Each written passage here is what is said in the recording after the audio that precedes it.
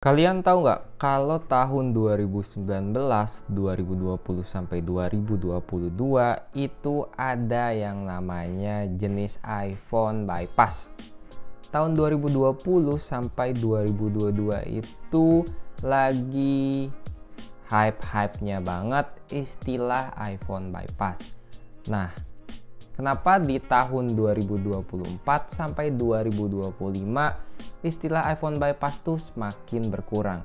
Jadi banyak orang yang mengira iPhone tuh udah nggak bisa di bypass karena memang dalam beberapa bulan terakhir server bypass iPhone itu sempat mati total kurang lebih selama 6 bulan. Mungkin karena itu teman-teman semua mengira kalau bypass iPhone itu sudah nggak bisa dilakukan. Tahun 2019 sampai 2021, di 2020 tuh zamannya COVID, banyak banget orang yang ngejual HP dengan kondisi yang HP-nya terkunci.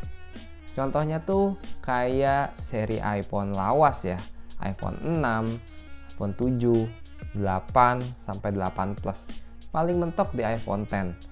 Karena di tahun segitu, bypass iPhone tuh hanya bisa dilakukan di chipset A8, A10 Fusion, dan A11. Jadi mentok sampai iPhone X dan 8 Plus doang.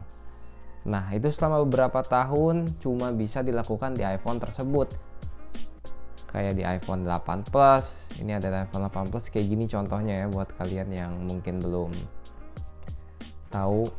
Terusnya juga sampai beberapa tahun ke depan itu istilahnya sudah mulai pudar. Nah, yang bikin booming lagi di tahun 2025 sekarang, ternyata iPhone bypass mulai kedengeran lagi karena semua seri iPhone itu udah bisa di bypass sampai seri yang paling baru, yaitu iPhone 16. Kenapa bisa kayak gitu? Karena mungkin adanya bug atau security yang kurang di fix oleh Apple di iOS 26. Jadi sehingga chip seperti A12, A13, A14, dan A15 itu udah bisa dilakukan bypass guys. Contohnya di iPhone 13 yang gue pegang ini. Ini adalah iPhone 13 bypass Wi-Fi. Jadi dulu tuh ada istilah namanya tuh iPhone bypass dan dia tuh terbagi menjadi dua jenis.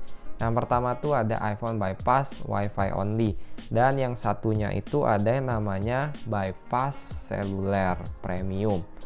Jadi selama beberapa selama beberapa tahun iPhone tuh hanya bisa menggunakan bypass Wi-Fi karena setelah di bypass HP tersebut hanya bisa menggunakan Wi-Fi. Kemudian muncul berikutnya namanya bypass seluler. Nah, dimana setelah di bypass HP itu bisa menggunakan SIM card dan data. Jadi bisa pakai kartu dan sinyalnya aktif gitu ya. Nah, untuk di tahun sekarang itu masih ada, cuman hanya ada di beberapa tipe model iPhone. Kalau untuk iPhone terbaru kayak iPhone 13, 14, 15 sampai 16 tuh belum ada. Jadi hanya bisa di bypass Wi-Fi only. Contohnya seperti HP yang gue pegang ini. Ini iPhone 13 bypass Wi-Fi.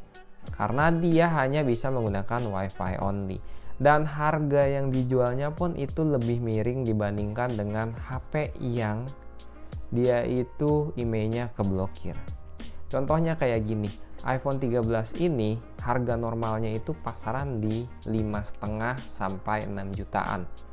Untuk seri 13 yang mulus, nggak ada kendala, bisa semua kartu, itu harganya ada di 6 juta sampai 6,5 mungkin ya. Kalau misalkan unit iPhone 13 ini ada yang mengalami Wi-Fi only karena sinyalnya diblokir, dia itu harganya biasanya di sekitaran 5 juta. Paling murah tuh di bawah 5 juta.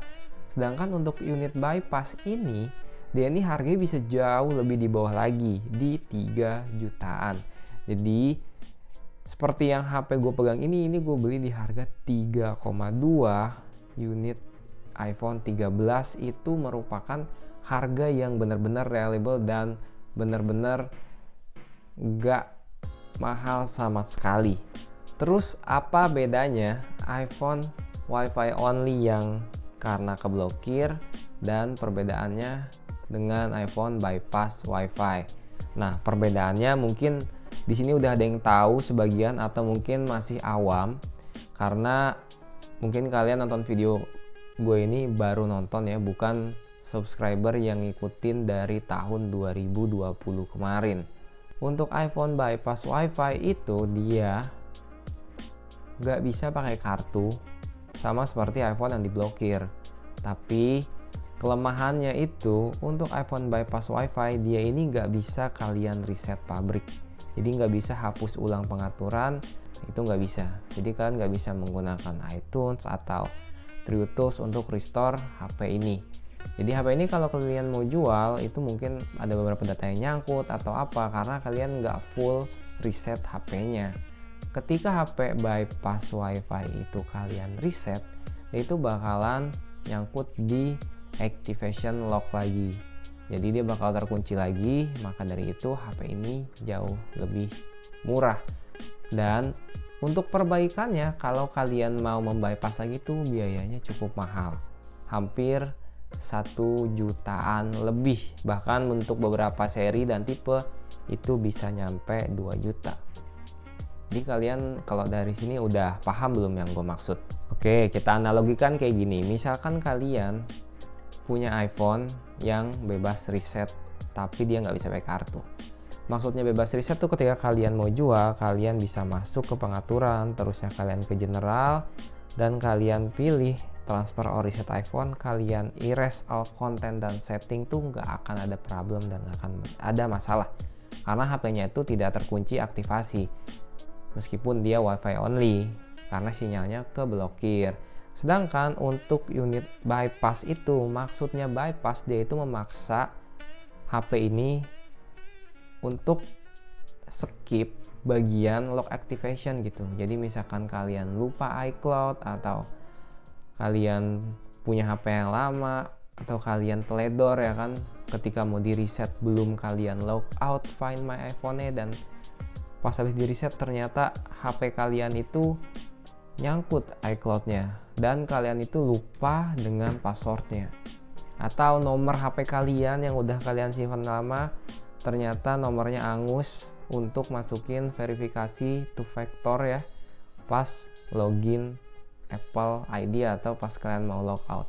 Kadang beberapa tipe iPhone tuh ketika kita mau logout iCloud pas mau dijual itu suruh masukin nomor HP atau two factor verification atau masukin password. Nah, kemungkinan bisa terjadi, makanya HP itu di bypass supaya bisa dipakai. Kalau misalkan bypass belum ada, itu dia nggak bakal bisa dipakai dan nggak bakal bisa kalian jual HP-nya, kecuali kalian mau jual pretelan part-partnya doang. Oke, jadi yang pertama kekurangan HP bypass itu karena dia ini adalah software yang ditanemin di atasnya iPhone. Jadi ada beberapa fitur yang nggak bisa kalian gunakan sebenarnya. Contohnya tuh kayak login ke iCloud lewat pengaturan, terusnya kalian aktifin Find My iPhone, terusnya kalian aktifin backupnya untuk di iCloud kalian itu nggak bisa. Kalian yang kedua nggak bisa pakai iTunes untuk pindahin lagu, untuk nge-restore dan nge-reset karena HP-nya nanti bakalan balik lagi ke lock activation. Dan yang ketiga, kalian nggak bisa pakai kartu untuk seri iPhone bypass Wi-Fi. Kecuali kalau kalian belinya yang bypass seluler itu bisa. Yang keempat, itu bakalan sulit lagi untuk dijual, apalagi buat orang yang belum paham, orang awam. Mungkin agak sedikit tricky dan merepotkan untuk menjualnya. Karena kita harus ngejelasin nih, nggak boleh ini, nggak boleh ono gitu kan. Itu beberapa kekurangannya. Untuk kelebihannya semuanya normal seperti HP biasa. Kalian mau pakai main game aman. Dan kalian mau update iOS-nya itu bisa, cuman tergantung dari tools bypass sendiri. Kalian mau pakai kameranya, kalian butuh sama kameranya bagus itu bisa dipakai. Jadi semuanya masih sama dan nggak ada perbedaan. Ada yang bilang, bang, kalau iPhone bypass itu nggak bisa Face ID-nya, nggak bisa ininya. Wah, itu salah besar. Karena itu hubungannya nggak ada sama bypass. Hubungannya itu dengan hardware-nya. Jadi as long HP kalian normal dan nggak ada kendala, itu nggak akan terjadi masalah di hardware-nya meskipun bypass. Nah, jadi segitu aja kesimpulannya. Kalau kalian punya budget yang pas, kalian bisa beli iPhone yang kalian mau tanpa harus cari yang seri bypassnya. Yang kedua kesimpulannya, kalian harus siap untuk segala konsekuensinya. Kalau misalkan tiba-tiba HP kalian ke-lock dan lain-lain, itu kalian udah tahu.